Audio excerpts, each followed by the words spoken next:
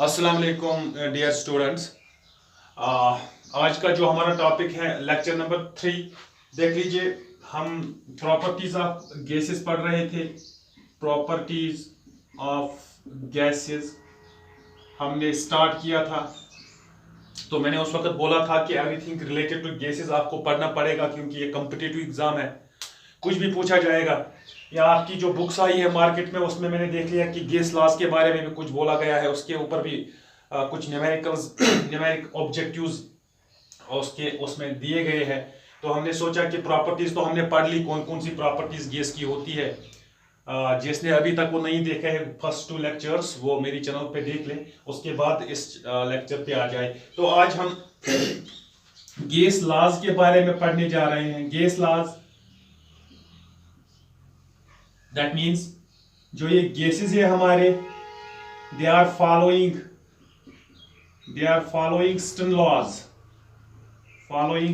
laws। ठीक है, गैसेस की बात हो रही है यहाँ पे। अब ये इन लॉज को आप कॉमन सेंस है, इनको आप गैस लॉज बोलोगे जो आप गैसेस पे अप्लाई कर रहे हो।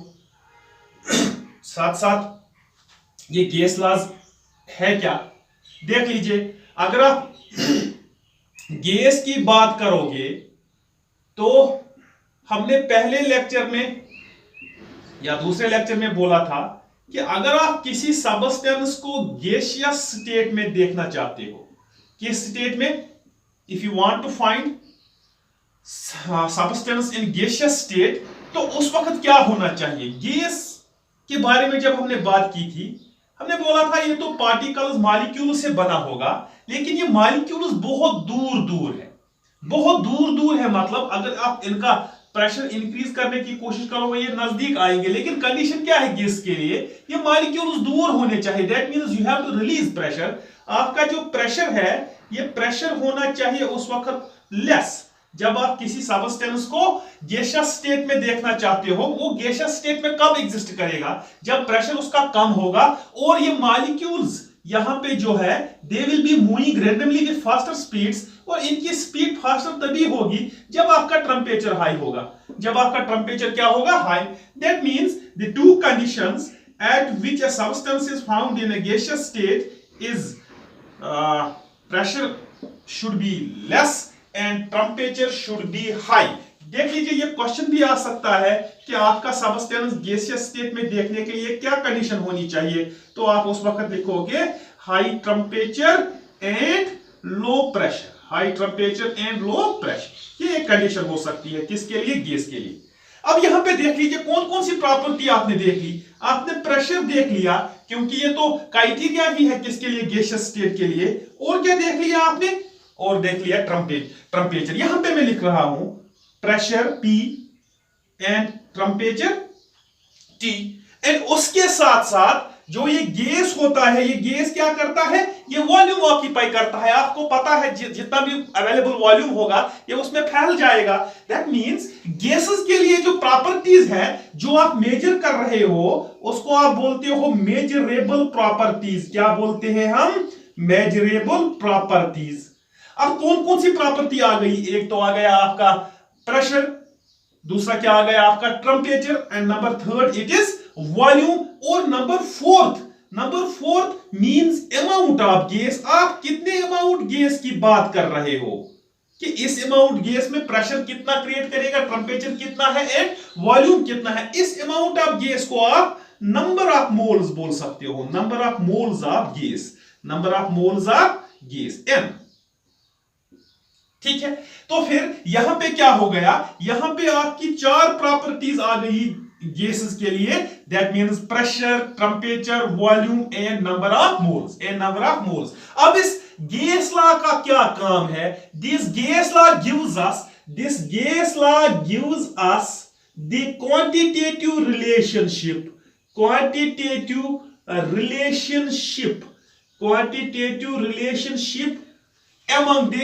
among the measurable properties। देख लीजिए इन गैस लॉज का काम क्या है। एक्चुअली इस गैस लॉ का काम यही है इन गैस लॉज का। गैस लॉज बहुत सारे हैं, हम एक दो तीन यहां पे कर लेंगे इंपॉर्टेंट, जो आपके लिए इंपॉर्टेंट हो। देख लीजिए, pressure, temperature, volume, number of moles, इनके दरमियान क्या रिलेशनशिप है। दैट मींस अगर आप प्रेशर को इंक्रीज कर रहे हो, टेम्परेचर को क्या होगा, या टेम्परेचर इंक्रीज कर रहे हो, वॉल्यूम को क्या होगा। इस रिलेशनशिप को कौन हमें ये रिलेशनशिप देता है? ये रिलेशनशिप हमें क्या कौन देता है? Gas laws.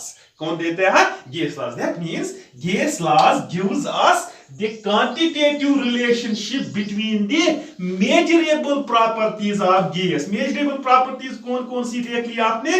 एक तो हो गई आपकी pressure, temperature, volume and number of moles, और you can say amount of gas. जो पहला गैस लॉ है दैट इज बॉयल्स लॉ, ठीक है। आपको थोड़ा बहुत इंट्रोडक्शन ही चाहिए इन गैस लॉज में, इस एग्जामिनेशन के लिए। देख लीजिए, गैस लॉज हमारे पास बहुत है। Boyle's law, Charles law, Amontons law, Dalton's law, बहुत सारे लॉज हैं, लेकिन हम कुछ इंपॉर्टेंट लॉ यहां पे देख लेंगे। पहला क्या है हमारा? Boyle's law. किसने देख लिया था? ये रॉबर्ट बॉयल ने ये लॉ दिया था इन 1662। रॉबर्ट बॉयल ने दिया था ये लॉ, ठीक है। तो फिर इस लॉ जब इसने दिया था, क्या बोला था इस लॉ में? देख लीजिए, एक सिंपल सी एग्जांपल हम यहां पे ले लेते हैं। मैं एक कंटेनर यहां पे ले लूंगा, यहां पे, ठीक। अब इस कंटेनर को मैं ऊपर से बंद रखूंगा with the help of piston. अब ये पिस्टन क्या है?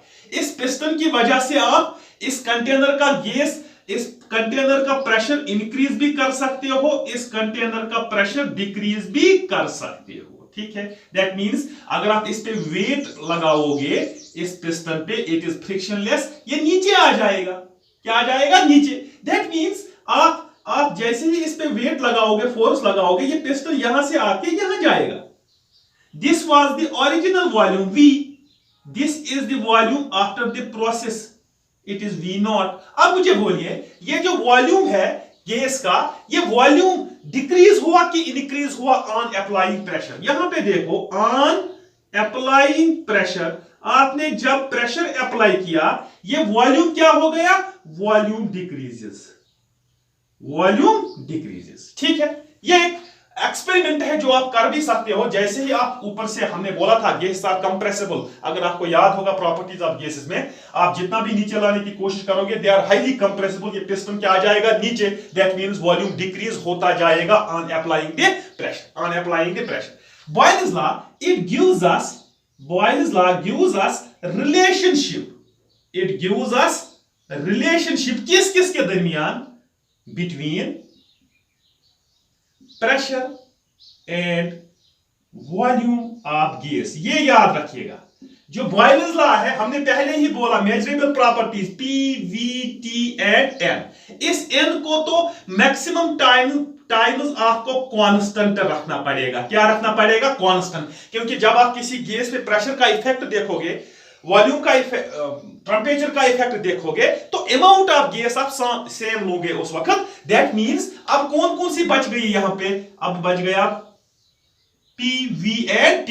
इस वक्त जो बॉयल्स लॉ है, ये किस किस प्रॉपर्टी के दरमियान आपको दे रहा है relationship? That is P and that is V and this T। देख लीजिए, आप P एंड V का रिलेशनशिप तब देख सकते हो जब इस T का असर नहीं होगा। अगर इन दोनों के दरमियान लड़ाई है, इनमें से कौन ज्यादा ताकतवर है, ये तब पता चलेगा जब यहां से V आएगा, यहां से P आएगा, आपस में लड़ेंगे और ये न्यूट्रल रहेगा। क्या रहेगा? न्यूट्रल। अगर इसको भी आप चेंज कर रहे हो, that means P and V के दरमियान आप रिलेशनशिप नहीं देखोगे, एग्जैक्ट रिलेशनशिप नहीं देख सकोगे। That means in case of Boyle's law, you have to keep constant this temperature. आपको इस टेम्परेचर को कांस्टेंट रखना पड़ेगा, तब आप P एंड V के दरमियान रिलेशनशिप निकाल सकते हो। अब क्या देख लिया आपने? इसका स्टेटमेंट देख लीजिए, बॉयल्स लॉ का स्टेटमेंट क्या है? यहां पे देख लीजिए, क्या बोल रहा है? Temperature remaining constant. पहली बात, आपको क्या करना पड़ेगा? टेम्परेचर को रखना पड़ेगा कांस्टेंट, टेम्परेचर रिमेनिंग कांस्टेंट। देख लीजिए बॉयल्स का क्या काम है। बॉयल क्या बोल रहा है कि अगर आप टेम्परेचर को कांस्टेंट रखोगे, ये क्या है? Volume. The volume of given amount of gas, given amount of gas, आपने गिवन अमाउंट क्यों लिखा? Because N is also constant, temperature remaining constant, the volume of given amount of gas. मुझे बोलिए जो ये वॉल्यूम है क्या ये डायरेक्टली प्रोपोर्शनल पी के है या इनवर्सली प्रोपोर्शनल पी के है? देख लीजिए, वॉल्यूम इंक्रीज करोगे, प्रेशर अगर इंक्रीज हो गया that it is directly proportional, लेकिन अगर वॉल्यूम आप इंक्रीज करोगे, प्रेशर डिक्रीज हो गया, then it is inversely proportional. For example आपने अभी देख लिया, प्रेशर को इंक्रीज कर रहे हो, V क्या हो रहा है? V हो रहा है डिक्रीज। अब इस V को यहां ले लो, इट बिकम्स लाइक दिस। ठीक है, तो फिर क्या बोलोगे आप? Temperature remaining constant, the volume of given mass of gas is inversely proportional, is inversely proportional to pressure, inversely proportional to pressure. जैसे जैसे आप वॉल्यूम को इंक्रीज करोगे, प्रेशर डिक्रीज हो जाएगा, या प्रेशर वॉल्यूम को डिक्रीज करोगे, प्रेशर फिर क्या हो जाएगा? इंक्रीज। ठीक है, अब यहां पे देख लीजिए, आप क्या बोला हमने? V is inversely proportional to P, या आप ऐसे भी लिख सकते हो P is inversely proportional to V। That means जैसे ही आप प्रेशर को इंक्रीज कर रहे हो, this quantity will get decreased. इसको आप इनवर्सली बोलते हो। ठीक है, एक क्वांटिटी इंक्रीज होती है, दूसरी क्वांटिटी क्या? डिक्रीज होती है। ठीक है, क्या बोला हमने? हमने बोला temperature remaining constant, the volume of given amount of gas is inversely proportional to pressure, या इसका उल्टा लिख सकते हो, the pressure of given amount of gas is inversely proportional to volume. ठीक, अब यहां पे देख लीजिए आप अच्छे तरीके से, ये P है डायरेक्टली प्रोपोर्शनल, इस टर्म को खत्म करने के बदले आपको कांस्टेंट लगाना पड़ेगा, एंड डिवाइड क्या है आपका? V। क्या है आपका डिवाइड? इसका V। ठीक है, मैथमेटिक्स में आपने देखा होगा, जब आप प्रोपोर्शनलिटी टर्म को खत्म करते हो तो वहां पे आपको एक कांस्टेंट लगाना पड़ेगा। इस कांस्टेंट को आप बोलोगे प्रोपोर्शनलिटी कांस्टेंट। क्या बोलोगे? Proportionality constant, proportionality constant. ठीक है, ठीक। हाँ, यहां पे आ जाइए, क्या हम ऐसे नहीं लिख सकते P is equal to K by V? क्या ये ऐसे नहीं आ सकता PV is equal to K? क्योंकि यहां से इसको यहां लाओगे, it will become PV। And what is this K? This K is constant, this K is constant. ठीक है, अब आपकी first statement temperature remaining constant, the volume of given amount of gas is inversely proportional pressure. दूसरी statement लिख सकते हो आप, second statement यहां पे इस इक्वेशन से, क्या statement? Temperature remaining constant, temperature remaining constant, क्योंकि ये आप सब कहां पे कर रहे हो? टेम्परेचर जब कांस्टेंट होता है, क्या हो गया है इस जगह पे? द प्रोडक्ट ऑफ किसका product? Pressure and volume of given amount of gas, given amount of gas किसके बराबर है? Is equal to constant, is equal to constant. देख लीजिए, दूसरी स्टेटमेंट आ गई यहां पे। इस इक्वेशन को थोड़ा चेंज करने से हमारी दूसरी इक्वेशन आ गई, PV is equal to K, this K is constant, इसका वैल्यू चेंज नहीं होगा। तो फिर आपने लिखा temperature remaining constant, the product of pressure P and volume V, इनका प्रोडक्ट किसके बराबर है? K के बराबर है। इसका किसके बराबर है? K के बराबर। द मेन इक्वेशन इसकी क्या है? ये या ये। एंड हमने सेकंड इक्वेशन यहां पे निकाल ली। ठीक है, कि इनका प्रोडक्ट हमेशा कांस्टेंट रहता है। हमेशा कांस्टेंट का मतलब क्या है? यहां पे आप देख लीजिए, ये इक्वेशन आपसे पूछी जाएगी एग्जाम में, 100% श्योर। देख लीजिए, कांस्टेंट का मतलब क्या है? For example, this P and V is equal to K and K का वैल्यू मैं 200 लेता हूं। दैट मींस अगर आप इन दोनों को चेंज कर रहे हो, इनका प्रोडक्ट हमेशा किसके बराबर आना चाहिए? 200 के बराबर। ठीक है, फॉर एग्जांपल, अगर आप यहां पे 25 प्रेशर लिया है, 4 लिया है वॉल्यूम, 8 लिया है वॉल्यूम आपने, जैसे ही आप इनको करोगे मल्टीप्लाई, ये क्या निकल जाएगा? अब आप प्रेशर को इंक्रीज कर रहे हो 50, वॉल्यूम को क्या हो जाएगा? वॉल्यूम होना चाहिए 4, दैट मींस डिक्रीज, लेकिन कांस्टेंट, इनका वैल्यू कांस्टेंट निकलना चाहिए। दैट मींस अगर आप यहां पे एक कंटेनर ले रहे हो, इसका प्रेशर P1 है, इसका वॉल्यूम V1 है। अब इसका प्रेशर आप चेंज कर रहे हो या वॉल्यूम चेंज कर रहे हो, that means it will become P2 and V2। देख लीजिए ये P1 एंड V1 है, किसके बराबर था? K के बराबर। ये P2 एंड V2 है, किसके बराबर था? K के बराबर। when P1 and P2 is equal to K, P2 and V2 is equal to K, ये दोनों किसके बराबर है? For example it is P1 V1 is equal to K, P2 V2 is equal to K। ठीक है, क्यों? क्योंकि वो इनका वैल्यू क्या है? कांस्टेंट। तो फिर जब right hand side are equal, ये भी तो क्या होने चाहिए? इक्वल होने चाहिए। That means P1 V1 is equal to P2 V2। P1 V1 is equal to P2 V2। देख लीजिए, जैसे ही आप एक टर्म को चेंज कर रहे हो, दूसरा अपने आप को एडजस्ट करेगा ताकि इसका वैल्यू आना चाहिए कांस्टेंट। ये फर्स्ट केस था यहां पे, एंड सेकंड केस में आपने प्रेशर को चेंज किया, इसलिए आपने आपको एडजस्ट किया, कांस्टेंट निकल गया क्या? 200। जब इसका भी बराबर है 200, P1 V1 का भी बराबर है 200, that means P1 V1 is equal to P2 V2। ठीक है, तो हमें बॉयल्स लॉ ने अब तक क्या बोला? पहले उसने बोला कि जैसे आप टेंपरेचर को इंक्रीज करते जाओगे, टेंपरेचर इंक्रीज करते जाओगे, तो साथ साथ क्या होगा आपका? साथ साथ क्या होगा? आपका वॉल्यूम होगा डिक्रीज। एंड फिर हमने देखा इक्वेशन को रीअरेंज करके, हमने देखा product of pressure and volume is equal to constant. हाँ, फिर हमने इसको अरेंज करने के बाद P1 V1 is equal to P2 V2। ठीक है, अगर मैं यहां पे बोलूं, कभी कभी ये भी क्वेश्चन पूछा जाएगा कि बॉयल्स लॉ को with the help of graph of explain कीजिए, तो फिर आप एक्स एक्सिस पे प्रेशर लोगे। फॉर एग्जांपल आपने प्रेशर ले लिया, यहां पे आपने क्या ले लिया? वॉल्यूम। क्या ले लिया? वॉल्यूम। ठीक, अब मुझे बोलिए, यहां पे मैं ग्राफ ऐसे डालूंगा। अब आप बोलोगे क्यों?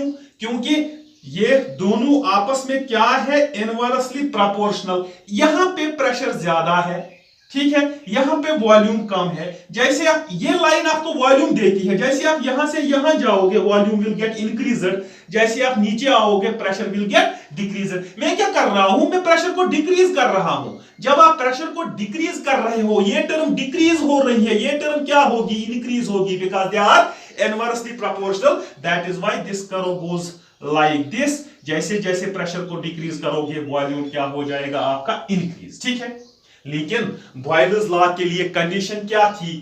टेंपरेचर क्या करना था? टेंपरेचर को रखना था कांस्टेंट। एंड टेंपरेचर को आप साइंस में आइसोथर्म बोलते हो। मैंने पिछली बार भी बोला है, क्या बोलते हो? आइसोथर्म। ठीक है, टेंपरेचर को आप थर्म बोलते हो, लेकिन constant means iso means same.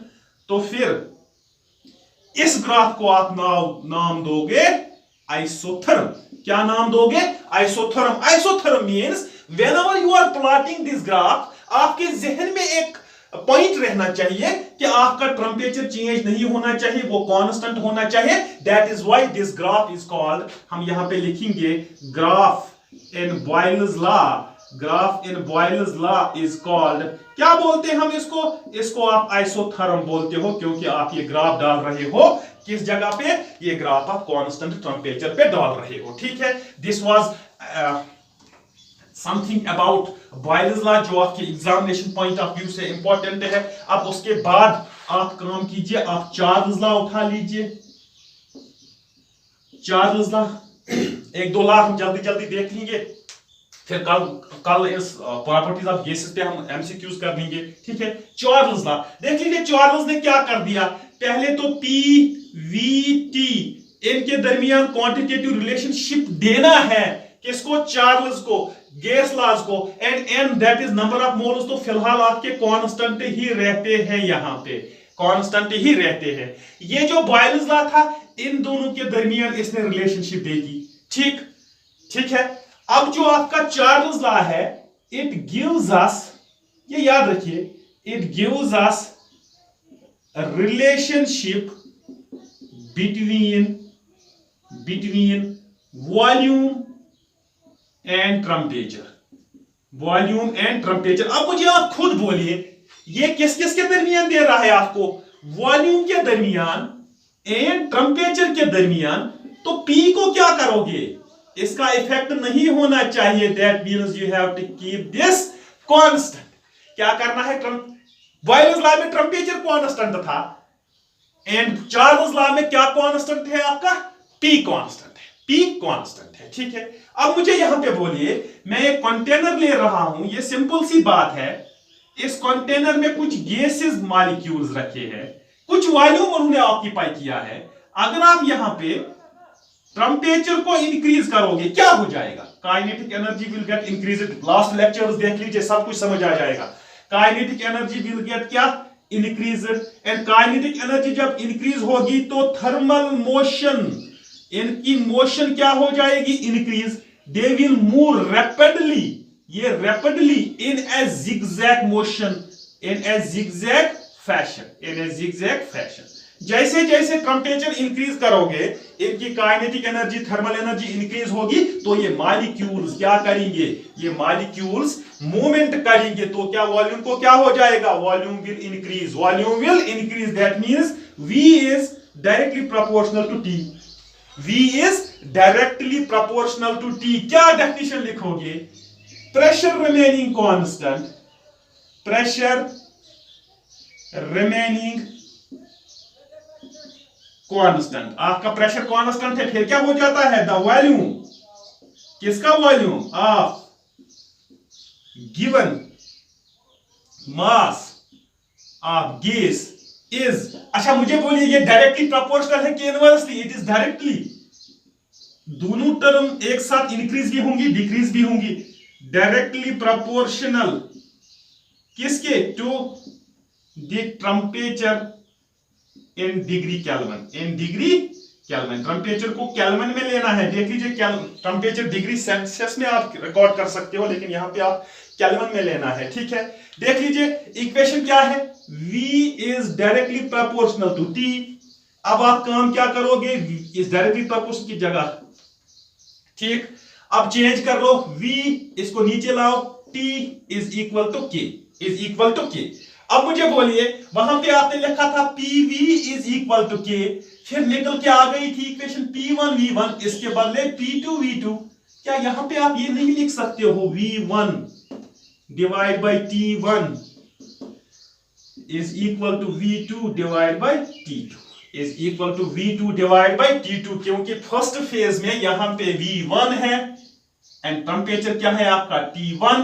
जब इसको चेंज इन दोनों में कुछ करोगे, वॉल्यूम हो जाएगा V2, ये हो जाएगा T2, इसका वैल्यू भी K, इसका वैल्यू भी constant. That means these two are equal to each other, these two are equal to each other. ठीक है, चार्ल्स लॉ क्या बोलता है? अब it gives us the relationship between volume and temperature, और क्या बोलता है साथ साथ? Pressure remaining constant. जब आप प्रेशर को कांस्टेंट रखोगे, गैस का जो वॉल्यूम है वो वॉल्यूम डायरेक्टली प्रोपोर्शनल होगा इस टेम्परेचर को जो आप इंक्रीज कर रहे हो।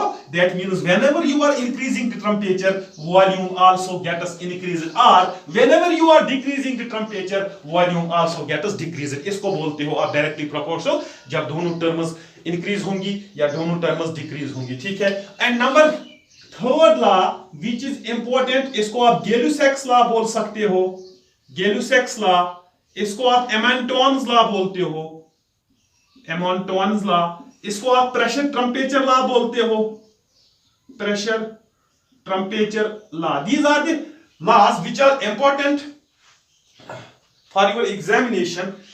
एमोंटोन्स लॉ, प्रेशर। देख लीजिए क्या हो गया? P, V एंड T, इस और इसके दरमियान तो रिलेशनशिप आ गई, इस और इसके दरमियान भी रिलेशनशिप आ गई। अब क्या बचा यहां पे? यहां पे P बच गया एंड T बच गया। ठीक है, इससे पहले एक चीज, यहां पे चार्ल्स लॉ के लिए ग्राफ डालना भूल गए हम। चार्ल्स लॉ कभी कभी ग्राफ्स भी बोले जाते हैं, पूछे जाते हैं। तो एक जगह से V ले लो आप, एक जगह से T ले लो। ठीक, अब आप टेम्परेचर को इंक्रीज कर रहे हो, यहां पे वॉल्यूम यहां से यहां इंक्रीज हो रहा है, यहां से यहां टेम्परेचर इंक्रीज हो रहा है। हमने बोल दिया कि जब आप टेम्परेचर को इंक्रीज करोगे, वॉल्यूम भी क्या होगा? Increase. That means here the line will be straight line. क्या होगी? स्ट्रेट लाइन जो इसका ग्राफ होगा। ठीक है, क्योंकि यहां देख लो, आप ऊपर जा रहे हो, ये भी इंक्रीज हो रहा है, ये भी इंक्रीज हो रहा है। और दूसरी बात माइंड में क्या रखना है? आपका प्रेशर क्या होना चाहिए? कांस्टेंट, एंड प्रेशर को आप बार बोलते हो साइंस में। Constant means iso, that means this graph for Charles law is called isobar. ये पूछा जाएगा कि चार्ल्स लॉ में जो ग्राफ आप डालते हो उसको आइसोथर्म बोलते हो, आइसोबार बोलते हो, तो फिर आप यहाँ पे आइसोबार, क्योंकि यहाँ पे बार प्रेशर कांस्टेंट है। बॉयल्स लॉ में आइसोथर्म क्योंकि टेम्परेचर कांस्टेंट है। अब आ जाइए यहाँ पे Gay Lussac's law, Amontons law and pressure temperature law. देख लीजिए, इट गिव्स अस रिलेशनशिप, किस किस के दरमियान relationship, pressure and temperature, pressure and temperature के दरमियान रिलेशनशिप देता है। ठीक है, यहां पे एक कंटेनर लूंगा मैं, अच्छे से समझिए, फिर इसकी इक्वेशन और इसका स्टेटमेंट बनाएंगे। मैंने क्या किया है, मैं यहां पे गैस भर रहा हूं इसमें, फॉर एग्जांपल हाइड्रोजन का गैस भर दिया मैंने। These are the walls of container, ये कंटेनर के वॉल्स है। वॉल्यूम इतना ही है क्योंकि वॉल्यूम, हाँ यहां पे एक बात याद रखिए, पहले लॉ में आपने टेम्परेचर कांस्टेंट किया, दूसरे लॉ में आपने प्रेशर कांस्टेंट किया। इस वक्त आप प्रेशर एंड टेम्परेचर के दरमियान जब रिलेशनशिप देखने की कोशिश करोगे, volume must be constant, volume must be constant. देख लीजिए, हर किसी लॉ के लिए कोई ना कोई मेजरेबल प्रॉपर्टीज को आप कांस्टेंट रख रहे हो। यहां पे वॉल्यूम को कांस्टेंट रखोगे तब इन दो के दरमियान रिलेशनशिप देख सकोगे। देख लीजिए, वॉल्यूम मैंने कांस्टेंट ले लिया, मैं वॉल्यूम को ना डिक्रीज करूंगा ना मैं वॉल्यूम को इंक्रीज करूंगा। इफ टेम्परेचर इज इंक्रीज्ड, अगर आप अब टेम्परेचर को इंक्रीज करोगे, ठीक है, जब आप टेम्परेचर को इंक्रीज करोगे, kinetic energy of gas molecules क्या हो जाएगी, काइनेटिक एनर्जी को ये भी हो जाएगी इंक्रीज। जब काइनेटिक एनर्जी इंक्रीज हो जाएगी, मुझे बोलिए स्पीड को क्या होगा, स्पीड भी इंक्रीज होगी, स्पीड भी इंक्रीज होगी। दिस इज द, मैं दो यहां पे बना लेता हूं, वॉल्यूम सेम रखूंगा, ठीक। यहां पे टेम्परेचर कुछ था, फॉर एग्जांपल 0 डिग्री सेंटीग्रेड, यहां पे भी ये गैस स्ट्राइक कर रहा था इन वॉल्स को, प्रेशर क्रिएट कर रहा था। मेजरेबल प्रॉपर्टीज में आपने प्रेशर का बोला था कि whenever this gases collide with the walls of container they create pressure there. यहां पे भी प्रेशर क्रिएट होता था। अगर मैं यहां पे 10 डिग्री सेंटीग्रेड ले लूं, यहां पे भी प्रेशर क्रिएट होगा, लेकिन प्रेशर ज्यादा कहां क्रिएट होगा, यहां पे स्पीड कम थी, स्लोली ये स्ट्राइक कर रहा था, प्रेशर विल बी लेस। यहां पे आपने टेम्परेचर इंक्रीज किया, स्पीड इंक्रीज हो गई, ये बहुत जोर से लड़ रहे हैं इस दीवार के साथ, दैट मींस ये प्रेशर को क्या कर रहे हैं, increase. That means whenever you are increasing the temperature, pressure also gets increased. दोनों टर्म इंक्रीज हो रही है। जब आप टेम्परेचर को इंक्रीज कर रहे हो, प्रेशर इंक्रीज हो जाएगा, जब आप टेम्परेचर को डिक्रीज कर रहे हो, प्रेशर डिक्रीज हो जाएगा। That means P is directly proportional to T, P is directly proportional to T। क्या बोला हमने, P is directly proportional to T। जैसी गैय-लुसाक्स चार्ल्स लॉ में इक्वेशन आ गई थी, वैसी इक्वेशन यहां पे आएगी। क्या लिखोगे, volume remaining constant, volume remaining constant. जब आप वॉल्यूम को कांस्टेंट करोगे, the pressure of given amount of gas is directly proportional to temperature, मगर टेम्परेचर केस में केल्विन में। क्या बोला हमने, अगर आप वॉल्यूम को कांस्टेंट कर रहे हो तो उस वक्त क्या हो जाएगा, प्रेशर इंक्रीज होता है। किससे इंक्रीज होता है, जब आप क्या करोगे, जब आप टेम्परेचर इंक्रीज करोगे। That means P is directly proportional to T, P is equal to KT। ये KT अब आपको समझ आ गया, P by T is equal to K, जैसे चार्ल्स लॉ में, और वहां पे भी हमने बोला था P1 divide by T1 is equal to P2 divide by T2। There are how many equations, this is equation first, this is equation second, this is equation third. इनमें से आपको क्वेश्चन पूछा जाएगा, ठीक है। अब और एक लास्ट पे इस पे ग्राफ बना लीजिए आप।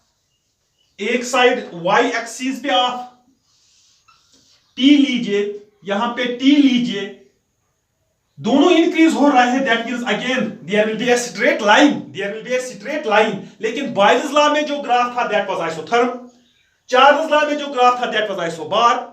बिकॉज एट कांस्टेंट प्रेशर, इस वक्त क्या कांस्टेंट रखा है, इस वक्त कांस्टेंट रखा है वॉल्यूम, दैट शोज क्या कर रहे हो, इसको आप रख रहे हो same, that means this graph is isochorous, this graph is isochorous. This was something about these first 3 laws, even के लॉज और भी ज्यादा है, लेकिन ये these was the important laws. अगर आपको कुछ क्वेश्चन पूछा जाएगा वो इसी में होगा। इसके इक्वेशंस आप याद कर लीजिए, और इक्वेशंस हमने कैसे डिराइव की वो भी देख लीजिए आप, और ग्राफ्स पे ज्यादा नजर रखिए कि आइसोबार किसका ग्राफ है, आइसोचोरस किसका ग्राफ है, एंड आइसोथर्म किसका ग्राफ है। कल हम इसके ऊपर एमसीक्यूज करेंगे। जिसने अभी भी मेरी चैनल को सब्सक्राइब नहीं किया है उनसे गुजारिश है कि वो चैनल को सब्सक्राइब कीजिए, बेल आइकन को प्रेस कीजिए ताकि आपके पास हर किसी वीडियो की नोटिफिकेशन आ जाए।